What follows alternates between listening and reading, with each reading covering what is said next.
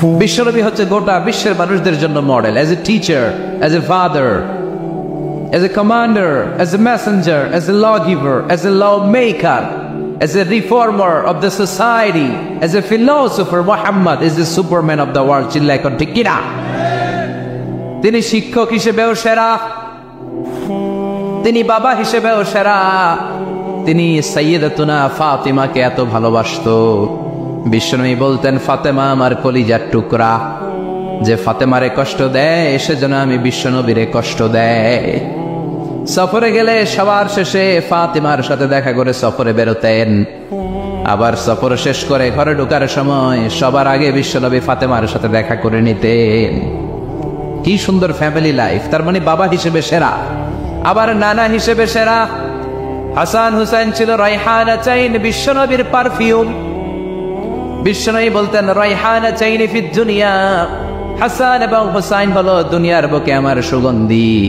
হাসান হুসাইনের দেহের মধ্যে এমন কোন জায়গা নাই যেই জায়গায় বিশ্বনবীর দুইটা ঠোঁট লাগে নাই।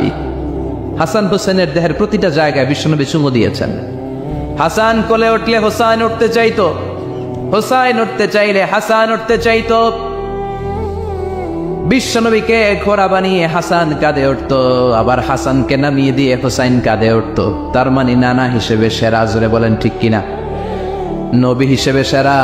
বিশ্বনবীর সাথে গোটা বিশ্বের কোন নবীর কোন তুলনা চলে নাকি? কোন তুলনা চলে না। সব দিক দিয়ে তিনি সেরা, সবার জন্য আদর্শ। এই জন্য ইসলাম হচ্ছে it's a very balanced religion, ভারসাম্যপূর্ণ জীবন বিধান।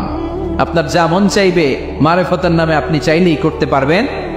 বিশ্বনবীর শেখানো সুন্নাহ পথে চললে অল্প করলে এটাতে বরকত দিবে কে? অল্পতেও সওয়াব দিবে কে? এজন্য সূরার একটা নাম হলো সূরাতুল মা'রিফা। মা'রিফা মানে জানা বা চিনা। এই সূরা পড়লে আল্লাহরে জানা যায়, এই সূরা পড়লে আল্লাহকে চেনা যায়। চিল্লায় বলেন ঠিক কিনা? তার মানে দুইটা নাম জানলাম, একটা হচ্ছে সূরাতুত তাওহীদ। চিল্লায় বলেন কি নাম? চিল্লায় কইছেন? চিল্লায় বলেন কি নাম? দুই নম্বরে হলো সূরাতুল মা'রিফা। কি নাম? তিন নম্বর হলো সূরাতুস সমাদ। সূরাতুল ইখলাসের আরেক নাম সূরাতুস, কারণ সমাদ শব্দটা এই সূরার ভেতরে আছে না নাই? কুল হুয়াল্লাহু আহাদ আল্লাহুস সামাদ লাম ইয়ালিদ ওয়া লাম ইউলাদ ওয়া লাম ইয়াকুল লাহু কুফুয়ান আহাদ। তার মানে সমাদ কার নাম? চিল্লায় বলেন। সমাদ হচ্ছে আল্লাহর নাম। সমাদের বিপরীত হচ্ছে সনাম। সমাদ শব্দের বিপরীত কি? সনাম মানে মূর্তি। সনাম মানে কি? স্ট্যাচু। সনাম মানে মূর্তি। বিশ্বনবীর জামানায় এক লোক মূর্তির ইবাদত করত, মূর্তিটারে সব সময় আদর করত, মূর্তিটারে সব সময় ভালোবাসতো, সোহাগ করতো, মূর্তির কাছে চাইতো। রাত্রিবেলা উঠে মূর্তির কাছে কেঁদে কেঁদে মনের দুঃখ বলতো আর জিকির করতো সনাম সনাম সনাম। আর সনামের বিপরীত কি? সমাদ। একদিন তার প্রিয় মূর্তিটাকে রেখে, তার কল্পিত খোদাটাকে রেখে সে বাজারে গেল। বাজার থেকে এসে দেখে তার মূর্তি গোসল করে দাঁড়ায় আছে, উপরে পানি, গোসল করা পানি। He thought it is the water of mercy and barakah. সে ভাবলো যেহেতু আমার খোদার গায়ের পানি, এটা রহমতের পানি হবে। কথা বলেন, খোদায় যদি গোসল করে খারাপ পানি দিয়ে করবে নাকি? কথা কয় না। এটা অনেক দামি পানি হবে, এটা নিশ্চয়ই বরকতের পানি হবে। He thought it is the water of mercy and blessings and water of rahmah. সে ভাবলো এটা রহমতের পানি। এই পানিকে তো এমনি মিস করা যায় না। যত রোগ আছে সব রোগের নিয়তে এখনই খাওয়া শুরু করে দেই। জিহ্বা দিয়ে চাটতে শুরু করেছে। Started to suck it, the water of barakah. When he started to suck it, he found the taste is little bit weird. The taste is bitter. স্বাদটা একটু কটা কটা লাগে, লোনা লোনা লাগে, টক টক লাগে। বাট সে মনে মনে ভাবে এটা তো রহমতের পানি, ইট শুড বি সুইটার। এটা তো মিষ্টি হওয়ার কথা। কি হওয়ার কথা? It should be sweeter, but it is bitter.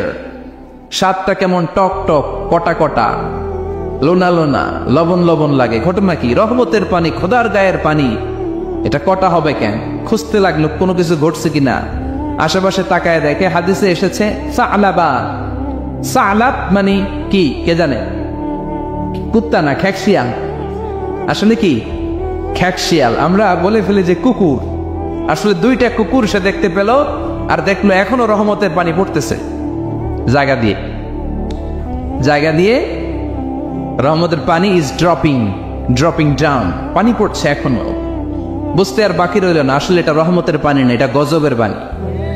কথা বলেন, রেগে মেগে আগুন। ঘটনা কি, এতদিন ভাবতাম খোদা, এখন দেহি হুদা। রাতের ঘুম নষ্ট করে কত রাত কেঁদেছি, কত রাত মনের কথাগুলো তাকে আমি বলেছি, এখন দেহি হুদা।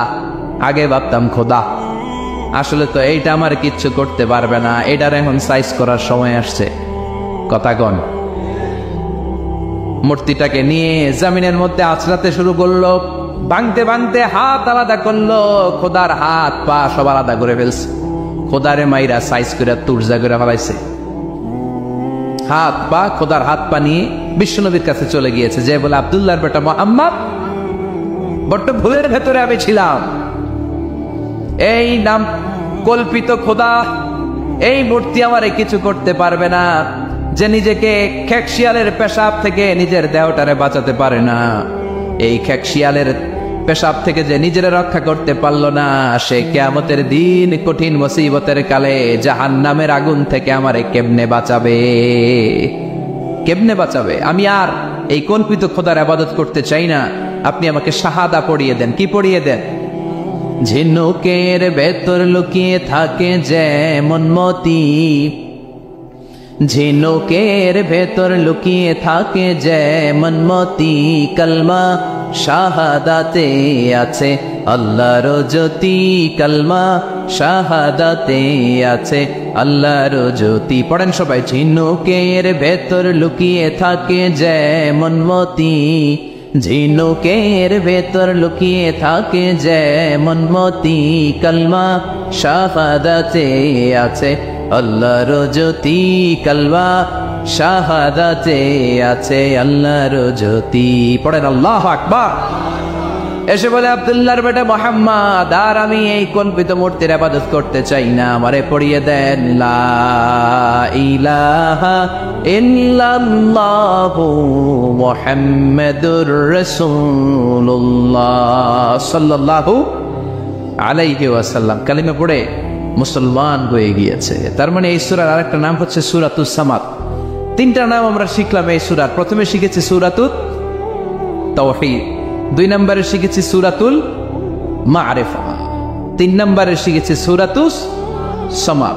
এই সূরাটা অনেক ফজিলতপূর্ণ সূরা।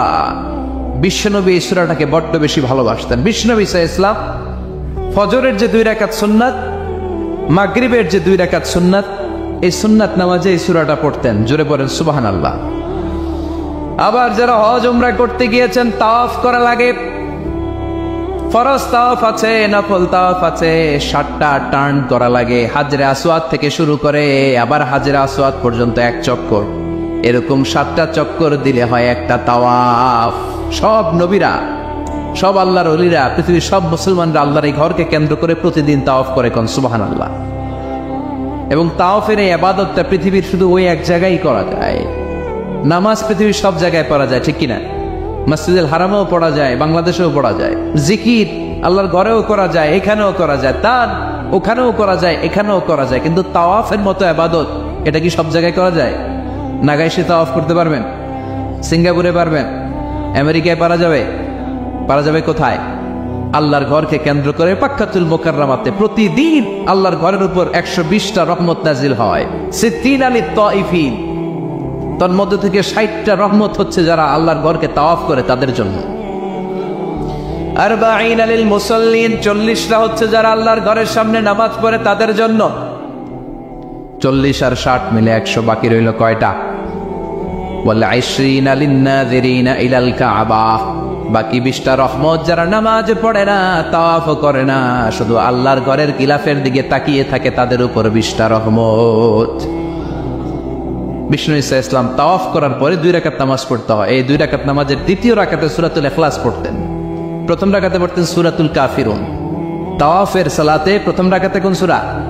সূরাতুল কাফিরুন। দ্বিতীয় রাকাতে সূরাতুল ইখলাস বিশ্বনবী পড়তেন। আবার বিতরের সালাতের শেষ রাকাতে বিশ্বনবী পড়তেন সূরাতুল ইখলাস। বিতরের সালাত পড়বেন কয় রাকাত? প্রথমে 2 রাকাত, তারপরে সালাম ফিরিয়ে আবার 1 রাকাত। এইটা সবচেয়ে সহি পদ্ধতি। আবার মাঝে মাঝে বিশ্বনবী 3 রাকাত একসাথে পড়তেন, বসতেন শুধু শেষ বৈঠকে, এটাও ঠিক আছে।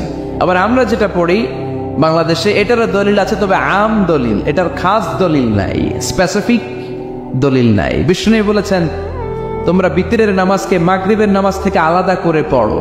আমরা সেটাও করি, কারণ মাগরিবের নামাজে আমরা 3 রাকাতের পরে এরকম আল্লাহু আকবার বলে হাত উঠাই, তা আলাদা হয়েছে না? আবার আমরা আল্লাহুম্মা ইন্না নাস্তাইনুকা পড়ি, এটা কি মাগরিবের নামাজে পড়ি নাকি? তাহলে পার্থক্য আছে না নাই? তবে প্রথম 2টা বেশি শক্তিশালী। রাতে 2 করে নামাজ পড়বেন, সব শেষে আপনি 1 রাকাত পড়বেন। বিষ্ণু বলেছেন ইজআলু আখিরা সালাতিকুম ফিল লাইলি বিতরা, তোমরা রাতের শেষ নামাজটাকে বিতরের নামাজ বানিয়ে দিও। সুবহানাল্লাহ পড়েন। এই জন্য যাদের তাহাজ্জুদের অভ্যাস আছে, তাহাজ্জুদের পরে পড়া সুন্নাত। যাদের তাহাজ্জুদের অভ্যাস নাই, এশার সালাতের পরে পড়ে ফেলবেন। ইন্নাল্লাহা বিতরুন ইউহিব্বুল বিতরা, আল্লাহ নিজে বেজর, তাই বেজরকে তিনি পছন্দ করেন। এজন্য দিনের নামাজ রাতের নামাজ সবই বেজর। সারাদিন যা পড়লেন মাগরিবের 3 রাকাত পড়ার মধ্য দিয়ে সব বেজর হয়ে যায়। আবার রাতে 4 রাকাত 2 রাকাত করে যত নামাজ পড়লেন, শেষে 1 রাকাত বেতের দিয়ে বা 3 রাকাত বেতের দিয়ে সব বেজর হয়ে যায়। এই 3 রাকাত বেতের নামাজের সর্বশেষ রাকাতে বিশ্বনবী এই ছোট্ট সূরাটা পড়তেন। সুবহানাল্লাহ পড়বেন না? এই আমলগুলো করতে রাজি আছেন তো? মনে থাকবে সবার? আবার বিশ্বনবী বলতেন সূরাতুল ইখলাস সাধারণ সূরা না, এটা সুলুসুল কোরআন, 1/3 অফ দ্য বুক। কোরআনের 3 ভাগের 1 ভাগ। কোরআন 30 পারা। এই সূরা একবার তেলাওয়াত করলে 10 পারার সওয়াব হয়ে যায়, 2 বারে পড়লে 20 পারার সওয়াব হয়ে যায়, 3 বারে পড়লে 30 পারার সওয়াব হয়ে যায়। পড়েন সুবহানাল্লাহ। 1/3 এই পুরো কিতাবের 1/3, 1/3 অফ দ্য বুক, সুলুসুল কোরআন। একবার পড়লে 10 পারা, 2 বার পড়লে, 3 বার পড়লে 30 পারা। অনেক মুহাদ্দিসিন এবং মুফাসসিরিনরা বলে না, সুলুসুল কোরআন 1/3 অফ দ্য বুক দিয়ে বিশ্বনবী এটা বুঝায় নাই। বিশ্বনবী বুঝিয়েছে অন্য একটা জিনিস। সেটা কি? সেটা হচ্ছে পুরো 30 পারা কোরআনের কথাকে যদি আমাকে 3 শব্দে আপনি আমাকে বলতে বলেন যে হুজুর পুরো 30 পারায় আল্লাহ কি বলেছে, আমি বলবো তাওহীদ, রিসালাত, আখিরাত। এই 3টা কথা পুরো 30 পারা কোরআনের ভেতরে আল্লাহ তাআলা আমাদেরকে বলেছেন। তাই কোরআনের যে সূরারই তাফসীর আমি করি না কেন, সেখানে হয় তাওহীদ, নয় রিসালাত, নয় আখিরাতের কথা সেখানে আছে না নেই? এজন্য পুরো কোরআনের শিক্ষাটাকে প্রেসাইজ করলে, কনসাইজ করলে 3টা শব্দ দাঁড়ায়, তাওহীদ, রিসালাত, আখিরাত। যেহেতু সূরাতুল ইখলাসের ভেতরে তাওহীদের কথা আছে, তার মানে 3 ভাগের 1 ভাগ কথা আছে না নাই? সুবহানাল্লাহ পড়েন। সুলুসুল কোরআন 1/3 অফ দ্য বুক। একবার পড়লে 10 পারা, 2 বার পড়লে 20 পারা, 3 বার পড়লে পুরো কোরআনের খতম। কিংবা যে 3টা মেসেজ আল্লাহ দিতে চেয়েছেন পুরো কোরআন দিয়ে, তার একটা এই সূরার ভেতরে আছে না নাই? চিল্লায় বলেন। আবার বিশ্বনবী মদিনাতে হিজরতের আগে কোবা পল্লীতে মসজিদ বানালেন, মসজিদে কোবা। হজ করতে গেলে, উমরা করতে গেলে লোকজন এই মসজিদটাতে বড্ড ভিড় করে। কারণ বিশ্বনবী প্রতি শনিবার, প্রতিদিন, প্রতি সপ্তাহের শনিবার এই মসজিদে যেতেন। কি বার? কথা বলেন।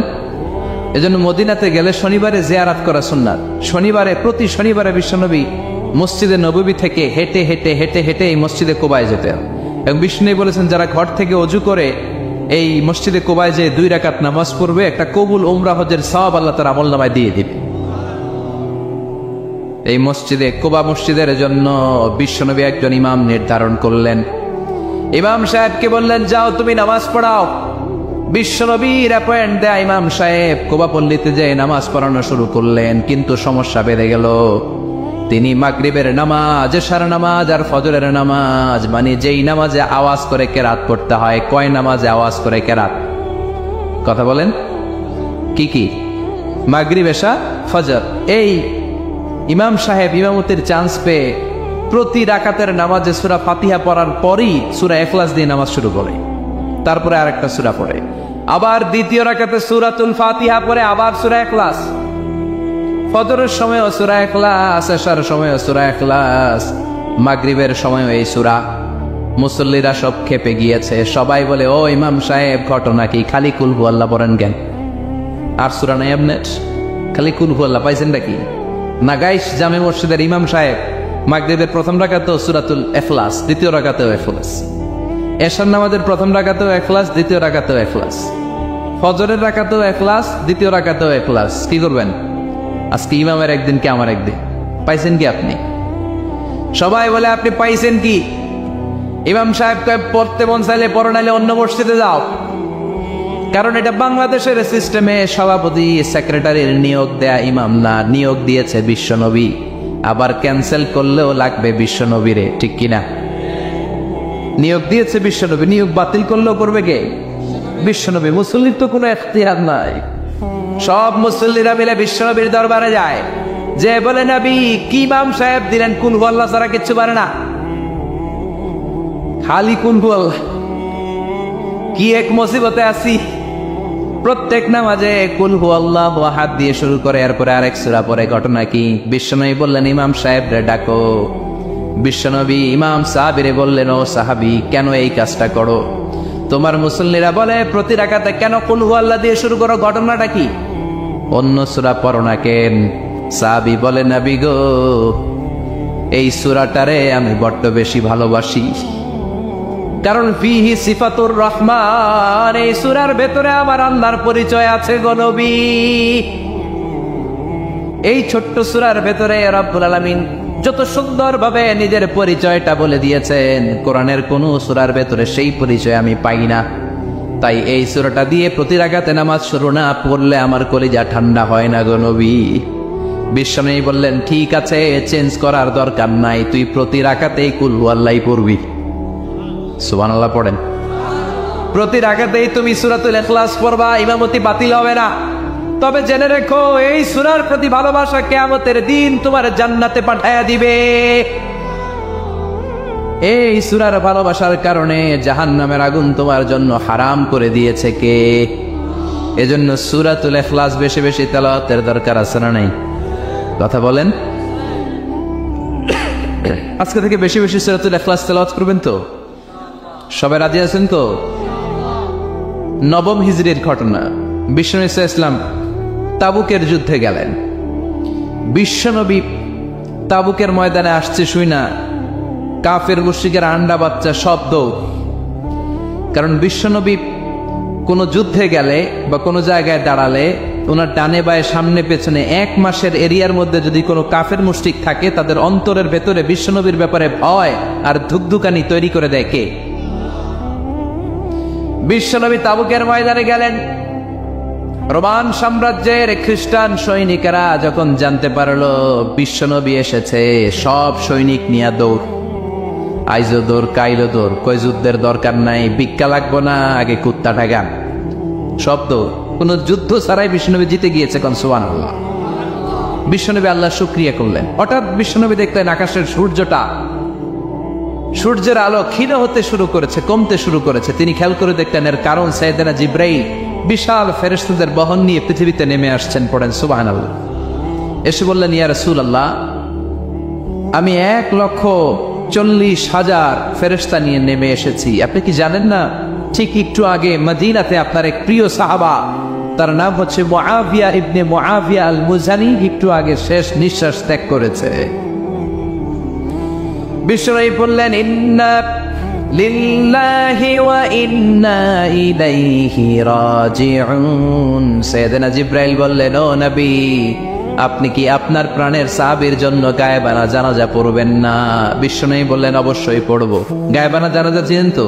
এটা পড়া কিন্তু সুন্নাহ। সামনে লাশ নাই, কিন্তু আমি ইমাম, সবাই দাঁড়ালেন পেছনে, আল্লাহু আকবার, 4টা তাকবীর দিয়ে আমরা নামাজ পড়লাম, মৃত ভাইয়ের জন্য দোয়া করলাম, এটার বলে গায়েবানা জানাজা। সুবহানাল্লাহ পড়েন। বিশ্বনবী বললেন অবশ্যই পড়ব। সাহাবীদের মধ্যে ঘোষণা দিলেন, ও সাহাবারা, তোমাদের ভাই মুআবিয়া ইবনে মুআবিয়া আল মুজানি কিছুক্ষণ আগে মদিনাতে ইন্তেকাল করেছে। তোমাদের ভাইদের জন্য সবাই বাইরে বের হয়ে আসো, এই মাত্র আমরা এই মুহূর্তে আমরা গায়েবানা জানাজা পড়ব। বিশ্বনবী প্রথম কাতারে দাঁড়ালেন। হাজার হাজার সাহাবারা লাইন ধরে দাঁড়ালো। সাইয়েদনা জিব্রাইল 1,40,000 ফেরেশতা নিয়ে সাহাবাদের পেছনে 2টা লাইনে দাঁড়িয়ে গেলেন। প্রথম লাইনে 70,000, দ্বিতীয় লাইনে আরো 70,000, 1,40,000 ফেরেশতাদের বহর। আর সাহাবারা মিলে আল্লাহু আকবার বলে গায়েবানা জানাজা শুরু করলেন। নামাজ শেষ।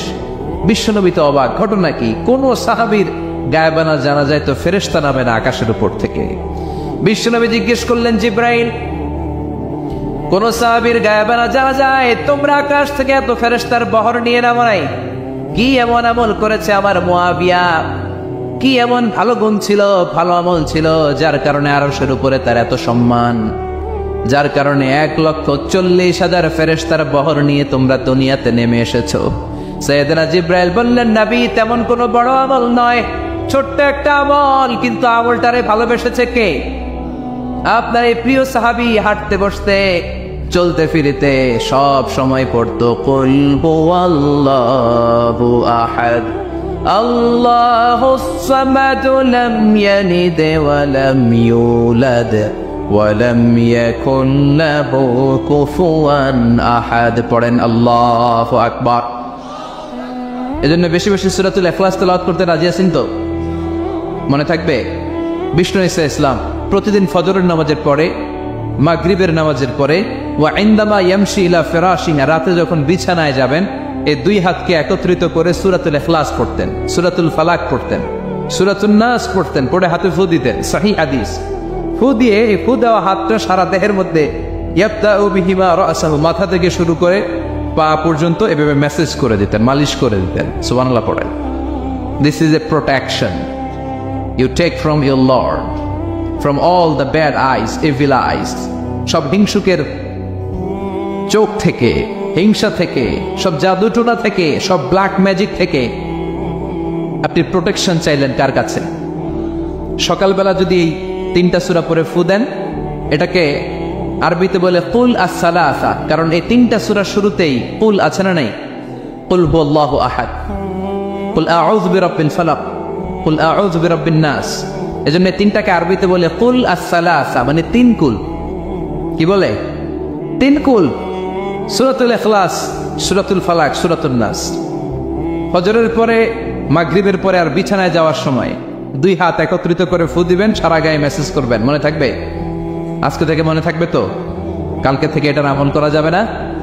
আবার মা এসে বলতেন, আমার যদি স্বাস্থ্য খারাপ লাগতো, নবীর কাছে দোয়া চাইতে যাইতাম, বলতাম, নবী স্বাস্থ্যটা খারাপ, কি করব? বিশ্বনবী বলতেন, তুমিও সূরাতুল ইখলাস, সূরাতুল ফালাক, সূরাতুল নাস পড়ে হাতের মধ্যে ফু দিয়ে সারা দেহে মালিশ করে দাও।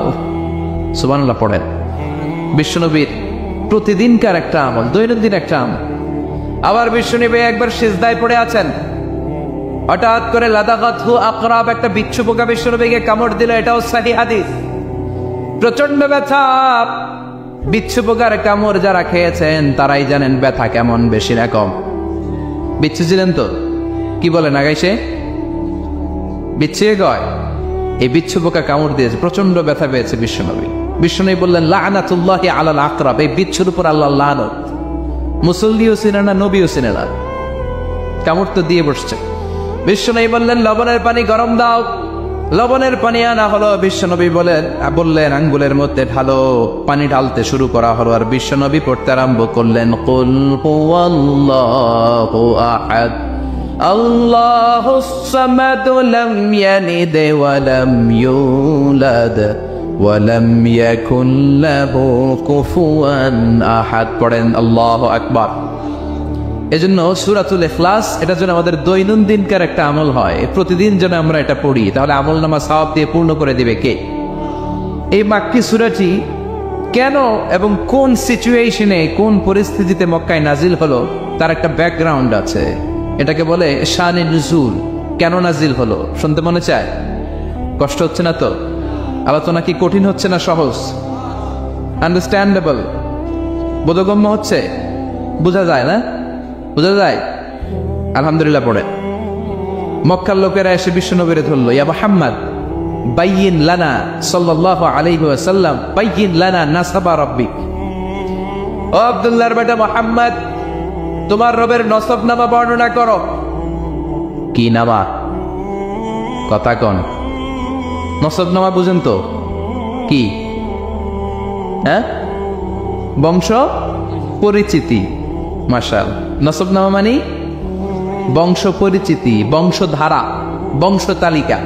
যেমন আমার নাম মিজানুর রহমান, আব্বার নাম আলী আহমদ, দাদার নাম জাইনুল আবিদিন, তার বাপের নাম মাকরাম। এটা আমার বংশ পরিচিতি। তার মানে মিজানুর রহমান ইবনু আলী আহমদ ইবনু জাইনুল আবিদিন ইবনু মাকরাম, এটা আমার নসবনামা। আপনার নাম কি? জালালউদ্দিন ভাই। বাবার নাম এন্তেজ আলী, এর বাবার নাম বুঝলা গেছি। হ্যাঁ, ইনসাফ আলী, তার বাবার নাম খাইয়া ফেলাইছি।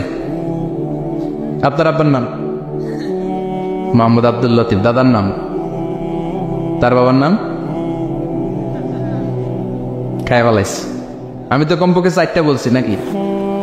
বিশ্বনবীর বাবার নাম আব্দুল্লাহ, তার বাবার নাম আব্দুল মুত্তালিব, তার বাবার নাম হাশেম, তার বাবার নাম আব্দে মানাফ, তার বাবার নাম কিলাব, তার বাবার নাম কুসাই, তার বাবার নাম মুররা, তার বাবার নাম গালেব, তার বাবার নাম ফেহের। এভাবে যেতে যেতে আদনান, যেতে যেতে ইসমাইল, যেতে যেতে তার বাবার নাম ইব্রাহিম, যেতে যেতে যেতে শীস আলাইহিস সালাম, তার বাবার নাম আদম আলাইহিস সালাম। 50 জেনারেশন, 50টা বংশ পরিক্রমা আছে। 50টা বংশের ব্যবধানে বিশ্বনবী সাইয়েদনা আদমের সাথে মিলে গেছে। পড়েন সুবহানাল্লাহ। তার মানে মুহাম্মদ ইবনে আব্দুল্লাহ ইবনে আব্দুল মুত্তালিব ইবনে হাশেম ইবনে আব্দে মানাফ ইবনে কিলাব ইবনে মুররা, এইভাবে বিশ্বনবীর নসবনামা। কথা বুঝতে পেরেছেন?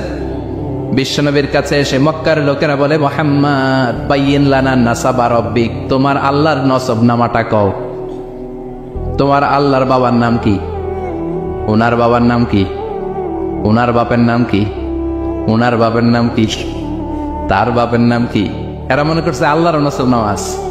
নাউজুবিল্লাহ পড়বেন না? ও মুহাম্মদ, সবসময় আল্লাহর কথা বলো, আল্লাহর দাওয়াত দাও, আল্লাহর সিজদা দিতে বলো, আল্লাহর জিকির করতে বলো, আল্লাহর নসবনামাটা শোনাও। আল্লাহর বাবার নাম কি? দাদার নাম কি? পরদাদার নাম কি? বিশ্বনবী রেগে গেলেন। সাইয়েদনা জিব্রাইল বললেন, ও নবী রাখবেন না, রেগে যাওয়ার দরকার নাই। ওদের প্রশ্নের উত্তর দেওয়ার জন্য ছোট্ট একটা সূরা আরশের উপর থেকে নাজিল করেছে কে? ও নবী, ওদের মুখের উপর আপনি শক্ত ভাষায় বলে দেন, আল্লাহর কোনো নসবনামা নাই, আল্লাহর বাবা দাদা কিচ্ছু নাই। আপনি পড়েন, কুল হুয়াল্লাহু আহাদ আল্লাহুস সামাদ লাম ইয়ালিদ ওয়া লাম ইউলাদ ওয়া লাম ইয়াকুল লাহু কুফুয়ান আহাদ। পড়েন সুবহানাল্লাহ। কুল হুয়াল্লাহু আহাদ, ও নবী আপনি বলেন, তিনি হলেন আল্লাহ, তিনি হলেন আহাদ, একক, একক। আল্লাহুস সামাদ, তিনি অমুখাপেক্ষী। লাম ইয়ালিদ ওয়া লাম ইউলাদ, জন্ম দেয় নাই, কারো কাছ থেকে জন্ম নেয়ও নাই। ওয়া লাম ইয়াকুল লাহু কুফুয়ান আহাদ, গোটা বিশ্বে তার মতো কেউ নাই, তিনি তার মতো। কাফেররা তো টাসকি খেয়ে গেছে। সুবহানাল্লাহ পড়ে। আবার এর শানে নুজুলে আরেকটা বর্ণনা পাওয়া যায়। মুশরিকরা এসে বলল, ইয়া মুহাম্মদ বাইয়িন লানা জিনসা রাব্বিক, তোমার রব কি দিয়ে তৈরি বল। ও মুহাম্মদ, আমরা মানুষ মাটির তৈরি, ফেরেশতারা জিনের তৈরি, ফেরেশতারা নূরের তৈরি, আর জিন জাতি হলো আগুন দিয়ে তৈরি। আমাদের ঘরের আসবাবপত্রগুলো কাঠের তৈরি। এবার বলো তোমার আল্লাহ কিসের তৈরি? আহুয়া মিন ফিদ্দা, তোমার আল্লাহ কি রূপার তৈরি? রূপার খোদা? আহুয়া মিন যাহাব, নাকি সোনার খোদা? স্বর্ণ দিয়ে বানানো আল্লাহ? আহুয়া মিন খাশাব, নাকি কাঠ দিয়ে বানানো তোমার আল্লাহ? কি দিয়ে বানানো বলো? বিশ্বনবীর কাছে তখন জিব্রাইল আয়াত নাজিল করলেন আর বললেন, নবী ওদের প্রশ্নের জবাব আপনি এই সূরা দিয়ে পড়েন আর বলেন, কুল হুয়াল্লাহু আহাদ আল্লাহুস সামাদ লাম ইয়ালিদ ওয়া লাম ইউলাদ ওয়া লাম ইয়াকুন লাহু কুফুয়ান আহাদ। পড়েন সুবহানাল্লাহ। এই ব্যাকগ্রাউন্ড ফজিলত সব শুনে সূরাটা একটু নরম হয়ে আসছে না? এখন নরম নরম লাগে না? মনে হয় যে বুঝতেছি, মনে হচ্ছে যে সহজ হয়ে গেছে, ঠিক কিনা? এবার দেখেন অর্থ আরো সহজ। আল্লাহ বললেন কুল, কুল মানে বলো। কোরআনে যত জায়গায় কুল পাবেন রব্বুল আলামিন তার পেয়ারা হাবিবকে অর্ডার করছেন, কুলমানি বলো, সে ও মাই মেসেঞ্জার সে, বলো। কুলমানি কি? কুলমানি বলো। হে নবী আপনি বলেন, হু আল্লাহ, তিনি হচ্ছেন আল্লাহ, আর তিনি হচ্ছেন আহাদ, অদ্বিতীয়, এক এবং একক, অদ্বিতীয়। তাহলে প্রথমে বলতে বললেন, ও নবী আমার সব পরিচয় দেওয়ার আগে আগে নামের পরিচয় দেন। জোরে কোন ঠিক কিনা? আগে ওদের বলে দেন আমার নাম হলো আল্লাহ। আমার নাম কি? কুল হু আল্লাহ। নবী আপনি বলেন তিনি হলেন আল্লাহ। তিনি কে? আল্লাহ বলছেন, ইন্নানি আনাল্লাহু লা ইলাহা ইল্লা আনা ফা'বুদনি ওয়া আকিমিস সালাতা লিযিকরি। ইন্নানি আনাল্লাহ, আমি বললাম আল্লাহ। তিনি কে? জোরে বলেন। আল্লাহর নামটা মুখে নিতে কেমন লাগে? আল্লাহর নামটা ডাকতে ভালো লাগে? সবার ভালো লাগে? প্রাণ ভরে যায়, হৃদয় শীতল হয়, ঠান্ডা ঠান্ডা লাগে ভেতরে। তাহলে চিৎকার দিয়ে আল্লাহর ডাক দেন, বলেন আল্লাহ। আর জোরে আল্লাহর ডেকে বলেন ইয়া আল্লাহ। গলা ফাটিয়ে ডাকতেন, বলেন আল্লাহ। আল্লাহ বললেন আমার প্রথম পরিচয় হলো আমি আল্লাহ, আমার নাম হলো আল্লাহ। আল্লাহর নাম রাখছে কে? কথা কন। আমার নাম রাখছে আমার বাবা, আপনার নাম রাখছে আপনার দাদা। কিন্তু আল্লাহর বাবা আছে নাকি? থাকলে রাখতো, দাদা থাকলে দাদায় রাখতো। কিন্তু আল্লাহর কি বাপ আছে? দাদা, নানা? আল্লাহর পিসা বুজুর আছে? অনেকের নাম পিসা বুজুরে রাখে, আছে না নেই? দোয়ার জন্য, হুজুর আমি আপনার মরিদ হুজুর, আমার একটা ছেলে হয়েছে, আপনার নাম রাখা দেন। পরে বলে যে পিসা হুজুরের নাম রাখছিল, নাগাইশের পিসাব মোস্তাক ফয়জি সাহেব নাম রাখছিল আমার ছেলের, আছে না নেই? ঘুম কিনতে পাওয়া যায় না। খেয়াল রাখবেন, সুখ শান্তি এগুলো আল্লাহর দান। অল্পেও সুখ থাকতে পারে, ঠিক কিনা? আপনি বিশ্বনবীর জীবনী পড়ে দেখেন, বিশ্বনবী অল্প খেতেন, অল্প পড়তেন, অল্প জমাতেন, আর অল্পের ভিতরে সুখ দিয়েছে কে? টাকা যার বেশি দুঃখ তার বেশি, টাকা যার বেশি কষ্ট তার বেশি, টাকা যার বেশি টেনশন তার বেশি। আপনি খেয়াল করে দেখেন, যারা বড় বড় ভিআইপিস এন্ড সিআইপিস, অনেকদের সাথে আমাদের পরিচয় আছে, তো ফ্যামিলিগত অনেক বিষয় আমরা কিছুটা জানি। সুখ নাই, শান্তি নাই, খালি কষ্ট আর ব্যারাম। আর কি? ব্যারাম। আরাম আছে ইসলামের ভিতরে। আপনি অল্প খেয়ে অল্প পড়ে শুকর গুজার হবেন, এটার ভিতরে শান্তি আর আরাম ঢুকাই দিয়েছে কে? আপনি খুঁজে দেখবেন যে অনেক কোটি টাকার মালিক, এদেরকে সিআইপি বলে। বড় শিল্পপতিদেরকে কি বলে? CIP, commercially important person. এদের জন্য এয়ারপোর্টে একটা লাউঞ্জ থাকে, এয়ারপোর্টের ভিতরে আলাদা লাউঞ্জ, দেখবেন বড় করে লেখা সিআইপি লাউঞ্জ। আমার পরশুদিন প্রোগ্রাম ছিল ফরিদপুরে, তো ফরিদপুর থেকে আবার আমি রাতে চলে এসেছি, সকাল 8টার ফ্লাইটে এসেছি চট্টগ্রামে। তো ওখানে এখন সোশ্যাল মিডিয়ার কল্যাণে আমাদেরকে অনেকে চিনে, তো ওখানে যত সিকিউরিটি আছে, গোয়েন্দার লোক আছে, সবাই আমাকে ধরছে যে হুজুর আপনি এখানে না বসে আপনি সিআইপিসদের রুমে চলেন। আমি কি ভাই, আমি তো সিআইপি না, আমি মাফও চাই দোয়াও চাই।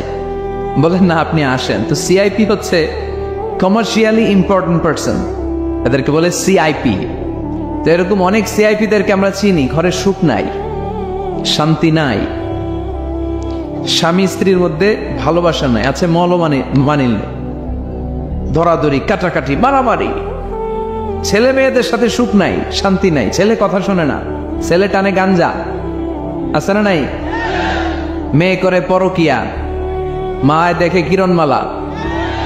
তো এইটা কি কোনো সংসার? এটা জাহান্নামের টুকরা। আচ্ছা এবার আসেন, অল্প পয়সার মানুষ যারা ফ্যাক্টরিতে কাজ করে, রিক্সা চালায়, কুলি মজুর, দেখেন এদের রোগ বালাই নাই, কষ্ট নাই, ঘরে শান্তি, নিজেও নামাজ পড়ে, আবার ফ্যামিলিতে যারা আছে ওরাও নামাজ পড়ে, ছেলেটাও নামাজ পড়ে, মেয়েটাও নামাজ পড়ে, ছেলেটাও সূরা ফাতিহা পড়ে, মেয়েটাও পড়ে, আলহামদুলিল্লাহ বলে। এটারে সুখ বলে। সুখ চিনে নিয়ে যান, এটারে টাকা দিয়ে কিনতে পাওয়া যায় না।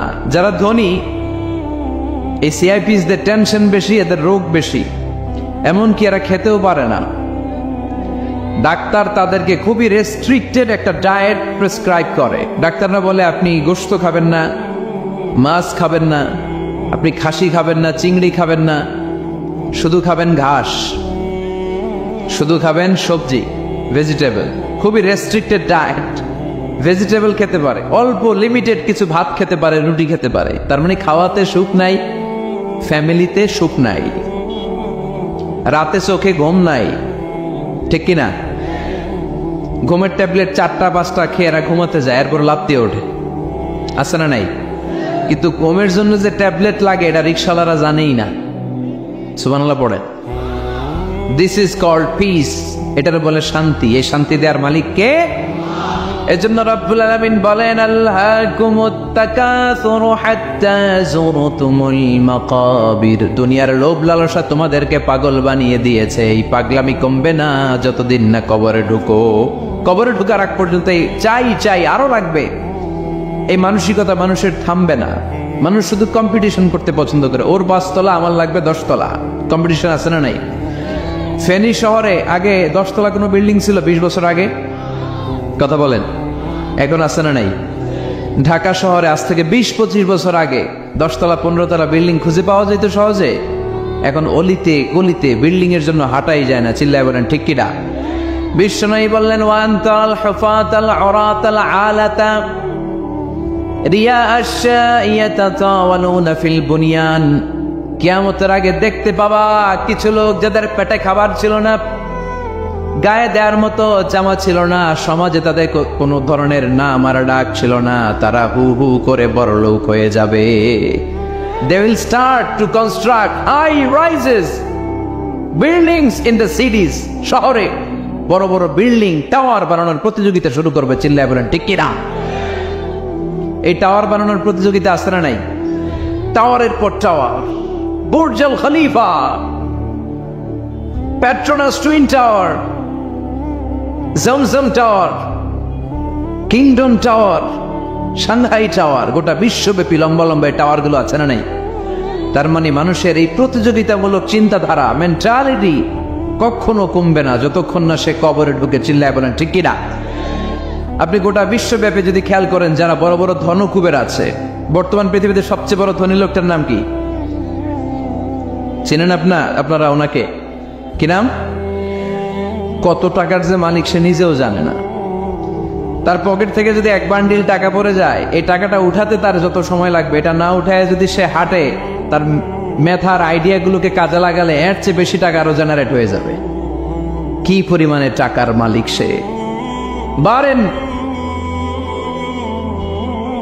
ওয়াফেদ বারেন, কি নাম ওর? আল্লাহু আকবার! কত টাকার মালিক সে নিজেও জানে না। প্রিন্স ওয়ালিদ বিন তালালের নাম শুনেছেন? সৌদি ধনকুবের। সৌদি বর্তমান যে বাদশা, তার আগের বাদশার ভাগিনা, কিংডম হোল্ডিং কোম্পানির মালিক। তার একটা প্লেন আছে, পার্সোনাল জেট প্লেন, যেটার 70% মেড অফ গোল্ড।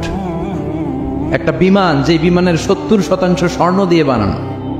নাউজুবিল্লাহ পড়বেন না? আমার ব্রুনাইতে একটা প্রোগ্রাম ছিল, পৃথিবীর সবচাইতে বড় যে প্যালেস, রাজপ্রাসাদ, এটার নাম হচ্ছে ইস্তানা নুরুল ইমান। প্রায় 2000 কক্ষ আছে ওটার ভেতরে। ওই রুমগুলোর ভেতরে যে কমোড আছে, টয়লেটের কমোড, এগুলো মেড অফ গোল্ড, স্বর্ণ দিয়ে বানানো। নাউজুবিল্লাহ কইবেন না? এই ইস্তানা নুরুল ইমানের মালিক হচ্ছে ব্রুনাইয়ের সুলতান হাসান আল বলখিয়া। তার সংগ্রহে 500টা রোলস রয়েস গাড়ি আছে। কয়টা? যে রোলস রয়েস গুলার কমসে কম দাম হচ্ছে বাংলাদেশি টাকায় 8 থেকে 10 কোটি টাকা। এরকম কয়টা আছে? আচ্ছা, আপনারা উত্তর করেন যে একটা মানুষের আনন্দ ফুর্তি করতে, ঘুরতে, চিলিং করতে, আউটিং এ যেতে, লং ড্রাইভে যেতে সবাই মিলে ফ্যামিলির কয়টা গাড়ি লাগে? 5টা? 10টা? হ্যাঁ, তার সংগ্রহে রোলস রয়েস গাড়ি আছে 500টা। পোরশে, ফারারে, লাম্বরগিনি, ওডি, রেঞ্জ রোভার, এই জাতীয় বিশ্ববিখ্যাত যে ব্র্যান্ড, এই পরিমাণ, কি পরিমাণ যে তার সংগ্রহে আছে, কালেকশনে আছে, তার কোনো শেষ নাই। তার মানে মানুষের মেন্টালিটি হচ্ছে, যার আছে যত বেশি তার চাই তত বেশি। চিল্লায় বলেন ঠিক কিনা? এজন্য রাব্বুল আলামিন বলেন, আলহাকুমুত তাকাসুরু হাত্তা যুরতুমুল মাকাবির। তোমাদের দুনিয়ার লোভ লালসা কোনোদিন কমবে না যতক্ষণ না তোমরা কবরের বাড়িতে ঢুকবা। ঠিক কিনা? এই কবরে ঢোকার আগ পর্যন্ত মানুষের সম্পদ আর অর্থের প্রতি লোভ, লালসা, আকাঙ্ক্ষা কখনো কমবে না। খেয়াল রাখবেন, সম্পদ উপার্জনে ইসলাম বাধা দেয় না। আপনি যদি হালাল পন্থায় উপার্জন করতে চান, এটারে হালাল রেখেছে কে? সম্পদ আপনি উপার্জন করবেন, খরচ করবেন, আপনার উপর জাকাত ফরজ হলে জাকাত দিয়ে দিবেন, কিন্তু সম্পদকে হৃদয়ে স্থান দেয়া যাবে? হৃদয়ে থাকবে কার ভয়? চিল্লায় বলেন কার? যাদের হৃদয়ে আছে আল্লাহর ভয়, তারা কবু পথ ভুলে যায় না। আল্লাহর প্রেম ছাড়া এই দুনিয়ায় কারো কাছে কোনো কিছু চায় না। রাতের আধারে যারা সেজদাতে রয়, দু চোখের স্রোতে নদী যেন বয়। ছলনার হাতছানি যতই আসুক, পেছনে ফিরেও সে তাকায় না। যাদের হৃদয়ে আছে আল্লাহর ভয়, তারা কবু পথ ভুলে যায় না। আল্লাহর প্রেম ছাড়া এই দুনিয়ায় কারো কাছে কোনো কিছু চাই না, কারো কাছে কোনো কিছু চাই না। ঠিক কিনা? মুমিনের অন্তরে তো মুমিন অর্থ সম্পদকে স্থান দিতে পারে না। মুমিনের অন্তরে মুমিন স্থান দিবে কাকে? চিৎকার করে বলতে হবে কাকে? তার মানে ইসলাম বলে তুমি সম্পদ উপার্জন করো, সম্পদকে তুমি আহরণ করো, কিন্তু সম্পদকে তুমি তোমার হৃদয়ে স্থান দিও না। হৃদয়ে স্থান দিবা কাকে? আবার সম্পদ পেয়ে যখন আপনি ধনী হয়ে যাবেন, জাকাত দেয়াটারেও ফরজ করেছে কে? দে জাকাত, দে জাকাত, তোরা দে রে জাকাত। তোর দিল খুলবে পরে, আগে খোলো খাত। দে জাকাত, দে জাকাত, তোরা দে রে জাকাত। পড়েন আমিন। আপনার দিল পরে খুলবে, আগে খুলতে হবে কি? হাত। হাত যাদের খোলা তাদেরকে পছন্দ করে কে? আবার বিশ্বনবী বললেন 7 শ্রেণীর ব্যক্তি আছে, যে 7 শ্রেণীর ব্যক্তিকে রব্বুল আলামিন কিয়ামতের ময়দানে আরশের নিচে ছায়া দিবে। ওই 7 শ্রেণীর মধ্যে 1 শ্রেণীর ব্যক্তি এমন ব্যক্তি, ওই ব্যক্তি ডান হাত দিয়ে যেটা দান করে, তার বাম হাত ওই দানের ঘটনা টের পায় না। ডান হাতে দেয় কিন্তু বাম হাত টের পায়, তার মানে গোপন দান। কি দান? গোপন দান আল্লাহর কাছে খুব প্রিয়। গোপন দানের মধ্য দিয়ে আল্লাহর ক্রোধ, রাগ কমে যায়। এজন্য গোপনে দান করবেন। আপনি মাহফিলে লোক দেখি 1 লক্ষ টাকা দিলেন, 10 লক্ষ, এটার মধ্যে যদি রিয়া থাকে, শো অফ, লোক দেখানো মানসিকতা থাকে, এটা হয়ে যাবে হাবা মানসুরা। মিজানের পাল্লা এটার কোনো ওজন হবে না। আর আপনি রাত্রিবেলা লুকিয়ে লুকিয়ে মসজিদের পাশ দিয়ে যাচ্ছিলেন, দেখলেন যে দান বক্স, পকেট থেকে 2 টাকার নোট বের করে দিয়েছেন, এটার মিজানের পাল্লায় উহুদ পাহাড়ের সমান ভারী করবে কে? এজন্য আল্লাহ বলেন, গোলাম তোর গোপন দান আমার কাছে প্রিয়। বান্দা যখন গোপন দান করে, ওই গোপন দানকে আল্লাহ বাড়াতে থাকে, যদিও এটা পরিমাণে কম। আল্লাহু আকবার। গাভীর মালিক যখন নতুন বাছুর পায়, গাভী যখন বাছুর দেয়, উটের মালিক যখন নতুন উটের বাচ্চা জন্ম দেয়, উটের মালিক বড্ড খুশি হয়ে যায়। উটের মালিক উটের ছোট বাচ্চাটাকে খাইয়ে দাইয়ে পেলে পুষে বড় করে। আল্লাহ বলে, আমার সন্তুষ্টির জন্য যে এই ছোট্ট দানটুকু সেই দিন তুই করেছিস, তোর দানটাকে পেলে পুষে বড় করে আমি উহুদ পাহাড়ের সমান বানিয়ে তোর মিজানের পাল্লায় উঠায় দেব রে গোলাম। এজন্য লুকিয়ে দান করাটা শ্রেয়। আপনারা যারা দান করতে চান, আপনারা শো অফ না করে লুকিয়ে দান করবেন। রাজি আছেন তো? আর সম্পদশালী যারা হয়েছেন তারা যাকাত দিবেন। যারা যাকাত দেয় না, ওয়াল্লাযীনা ইয়াকনিজুনা আয-যাহাবা ওয়াল ফিদ্দা ওয়ালা ইউনফিকুনাহা ফি সাবিলিল্লাহ ফাবাশশিরহুম বিআযাবিন আলীম। রব্বুল আলামিন বলেন, নবী, যারা সম্পদের মালিক, 10টা 20টা ফ্ল্যাটের মালিক, একরের পর একর জমির মালিক, বিশাল সম্পদের মালিক, তারপরেও সম্পদ জমিয়ে রাখে, আল্লাহর রাস্তায় যাকাত দেয় না, তাদেরকে আপনি কঠিন আযাবের সুসংবাদ দেন। পড়েন নাউজুবিল্লাহ। আওয়াজ করে বলেন তো, আযাবের সুসংবাদ হয় না দুঃসংবাদ?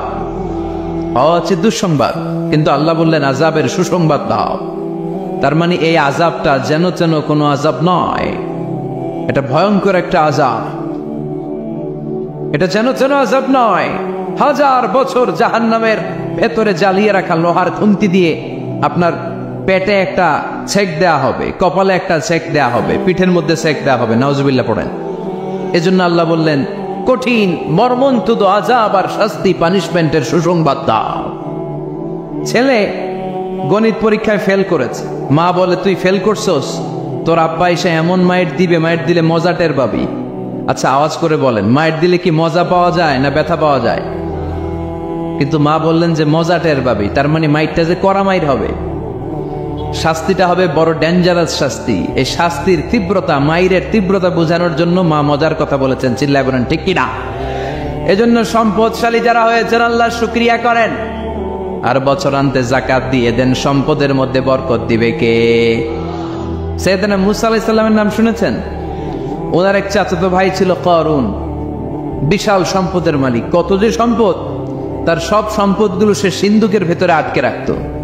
আর ওই সিন্ধুকের তালার যে চাবিগুলো, ওই চাবিগুলা কাঁধে তুলতে 10 জন মানুষ লাগতো। তাহলে সম্পদ কি কম না বেশি? সাইয়েদনা মূসা আলাইহিস সালাম বললেন, আল্লাহ তোমাকে সম্পদের মালিক বানিয়েছে, তুমি এই সম্পদের যাকাত দাও। কি দাও?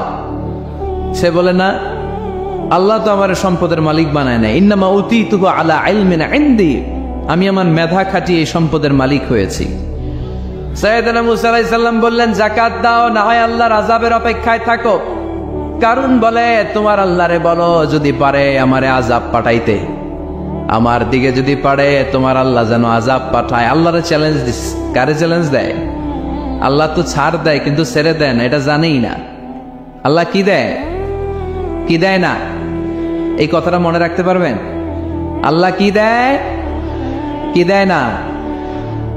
আল্লাহ ছাড় দেয়, আল্লাহ চান্স দেয়, আল্লাহ সুযোগ দেয়, আল্লাহ ভালো হয়ে যাওয়ার সুযোগ দেয়, কিন্তু আল্লাহ ভুলে যায় না, আর আল্লাহ ছেড়েও দেয় না। চিল্লায় বলেন ঠিক কি না? কারণ বলে, তোর আল্লাহরে বল পারলে আমারে মারতে, পারলে আযাব পাঠাতে বল, দেখি তোর আল্লাহর শক্তি কত রে মুসা, আযাব পাঠাতে বল। আল্লাহ বলে, ফাখাসাফনা বিহি ওয়া বিদারিহিল আরদ। এই কথা বলার সাথে সাথে কারুনের বিশাল সিন্ধুকের বাক্স, স্বর্ণের বাক্স, রূপার বাক্স, সম্পদের বিশাল বিশাল সিন্ধুকগুলো সহ কারুনকে আমি জামিনের মধ্যে দাবিয়ে দিলাম। নাউজুবিল্লাহ পড়েন। জামিনে, এটা একটা আশ্চর্যজনক শাস্তি। এই শাস্তি আবার অন্যদেরকে আল্লাহ দেয় নাই।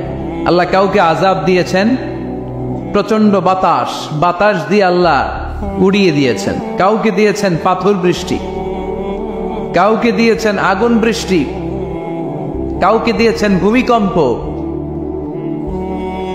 কাউকে আল্লাহ আকৃতির বিকৃতি ঘটিয়েছেন। দাউদ আলাইহিস সালামের কিছু কওম, তারা সাগরের মাছ ধরে রাখতো। এই মাছগুলো সাইয়েদনা দাউদ আলাইহিস সালামের কণ্ঠের তেলাওয়াত শুনতে আসতো। আল্লাহ বললেন, শনিবারে মাছ ধরা যাবে না। কি বারে ধরা যাবে না?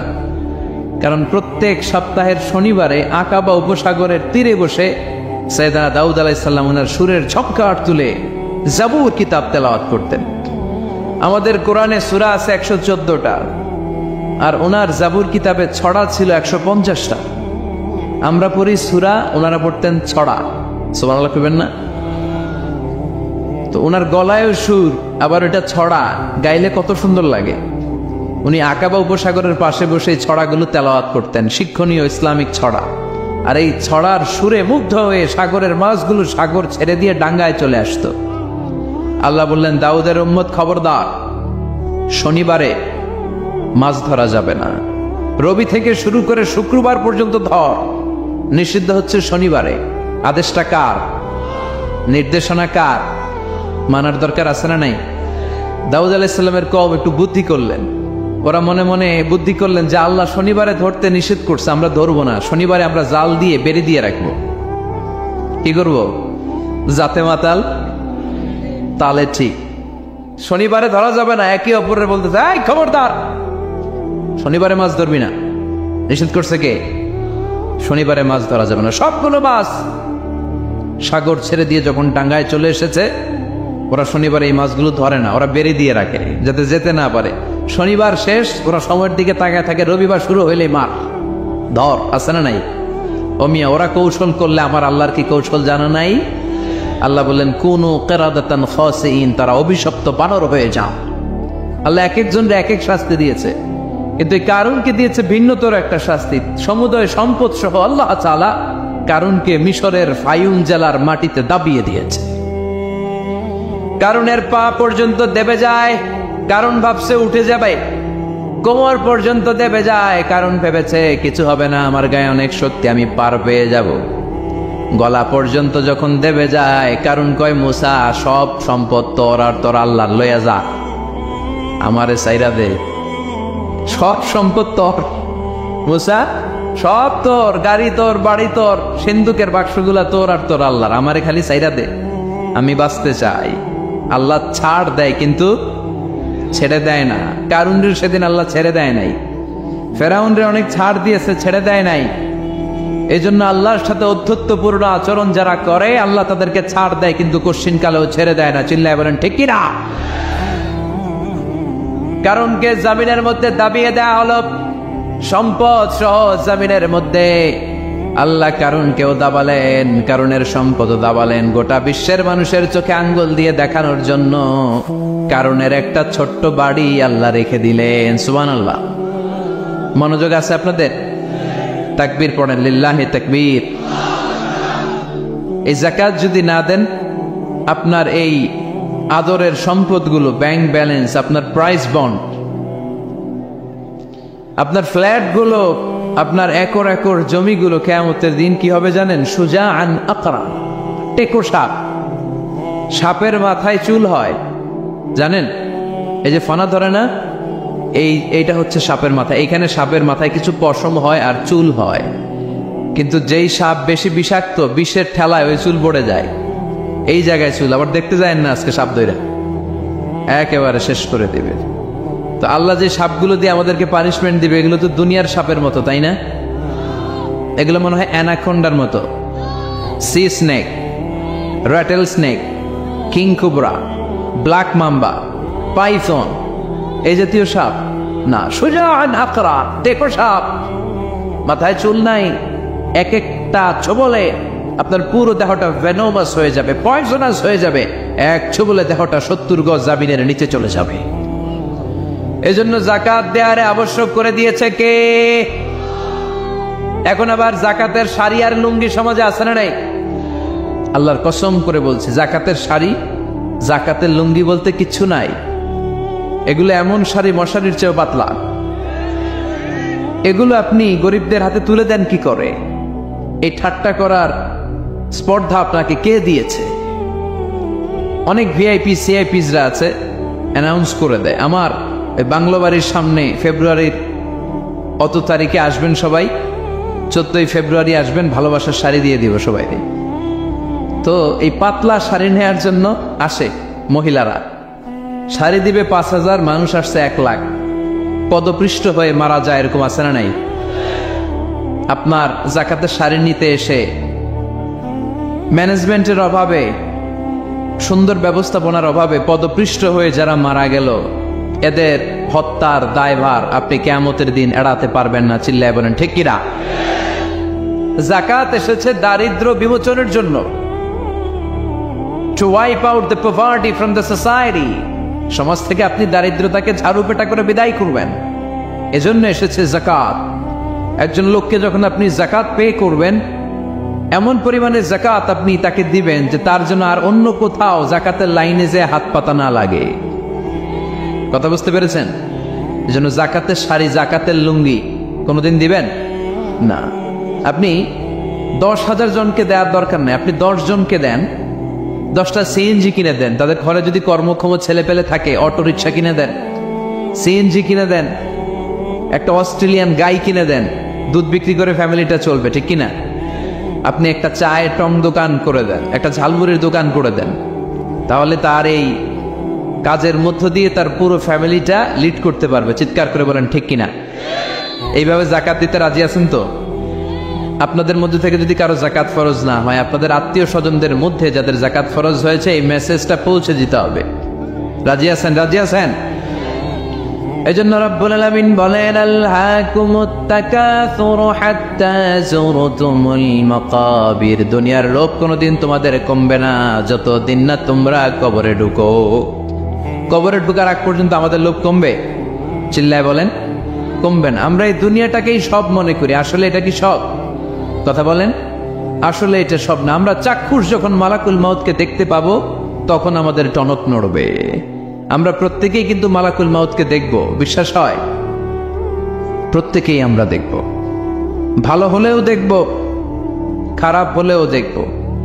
নিজ চোখে আমরা মালাকুল মাউতকে দেখতে পাবো, আর আমাদের রূহ তিনি কবজ করে নিয়ে যাবেন। চিৎকার করে বলেন ঠিক কিনা?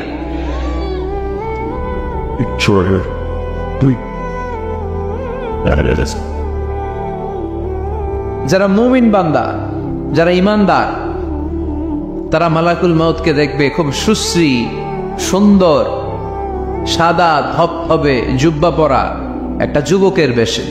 আলহামদুলিল্লাহ পড়েন। আপনারা ইনশাল্লাহ এই সূরাতে মালাকুল মাউতকে দেখবেন। সুশ্রী সুন্দর এক যুবকের বেশে, সুঘ্রাণ তার গা থেকে আসছে।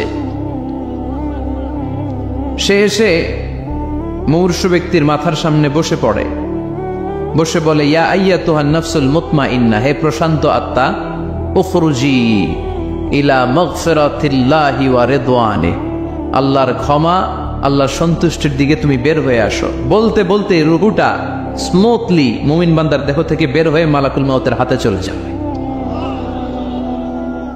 কাফান মিন আকফানিল জান্নাহ, হানুত মিন হানুতিল জান্নাহ, জান্নাতের হানুত এনে, কাফন এনে মালাকুল মাউত এটাকে খুব সম্মানের সাথে, আমরা বাঁচলেও যেমনি সম্মানিত, আমরা মরে গেলেও। রব্বুল আলামিন বলেন, ওয়ালাকাদ কাররামনা বানি আদম, আমি বনি আদমকে সম্মানিত করেছি। বেঁচে থাকলেও মানুষ সম্মানিত, মরে গেলেও সম্মানিত, ঠিক কিনা? বিশ্বনবী দেখলেন একটা লাশ নিয়ে যাওয়া হচ্ছে, পেছনে পেছনে অনেক মানুষ, লাশ বহনকারী মানুষগুলোরে দেখে বিশ্বনবী সাহাবাদের সাথে বসা ছিলেন। হঠাৎ বিশ্বনবী দাঁড়িয়ে গেলেন। সাহাবারা বললেন, নবী ইন্নাহু ইয়াহুদি, এইটা তো ইহুদির লাশ, আপনি দাঁড়ালেন কেন? আপনি বসেন। বিশ্বনবী বললেন, আওয়ালাইসাত নাফসান, হোক না ইহুদির লাশ, এটা কি মানুষ না? সুবহানাল্লাহ পড়েন। কি নবী ছিলেন! মানবতা, হিউম্যানিটি কাকে বলে তিনি গোটা বিশ্বের মানুষের চোখে আঙ্গুল দিয়ে শিখিয়ে গিয়েছেন।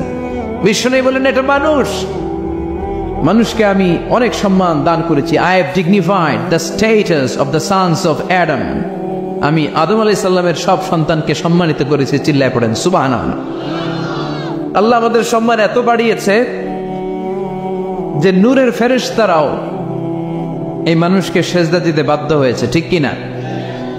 তুমি মাটির আদমকে প্রথম সৃষ্টি করিয়া ঘোষণা করিয়া দিলে শ্রেষ্ঠ বলিয়া, তাই তো নূরের ফেরেশতা করে আদমকে সেজদা, ঠিক কিনা?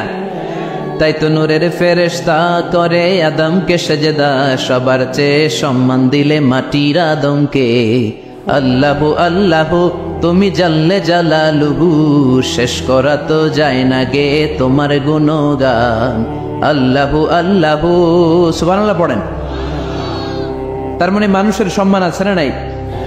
এই মুমিন বান্দাকে আল্লাহ এত সম্মান দেয়, মালাকুল মাউত পুরুষের আকৃতিতে আসে, যুবকের আকৃতিতে আসে, ধবধবে সাদা জুব্বা পরে জান্নাতি কাফনে করে রুহুটা নিয়ে এল্লিনে চলে যায়। আল্লাহ আমাদের মৃত্যুটা যেন এরকম ইমানের মৃত্যু হয়। আরো জোরে পড়েন আমিন। আর যারা কাফের, আহলুস শিমাল, বামপন্থী, ইসলাম বিরোধী, এরাও মালাকুল মাউতকে দেখে, তবে ভয়ঙ্কর আকৃতিতে দেখে, ভয়ঙ্কর। যত কুৎসিত হতে পারে একজন মানুষের চেহারা, যত দুর্গন্ধ বেরোতে পারে একজন লোকের দেহ থেকে, এরকম ভয়ঙ্কর অগ্নিমূর্তি নিয়ে মালাকুল মাউত তার কাছেও আসে, সেও দেখে।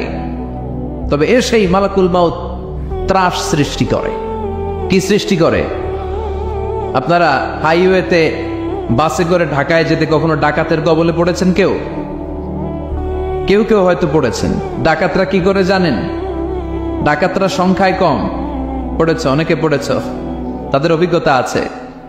ডাকাতরা সংখ্যায় 5 জন, বাসে আছে 50 জন, তারপরে 50 জন কাঁপতে থাকে। এর কারণ ডাকাতরা এসেই শুরুতে একটা ত্রাস সৃষ্টি করে। ওরা রামদা দিয়ে চাকু দিয়ে এলোপাথারি কোপায় পুরুষগুলোরে, যাতে রক্ত দেখে ভয়ে যা যা আছে আগে রেডি করে রাখে।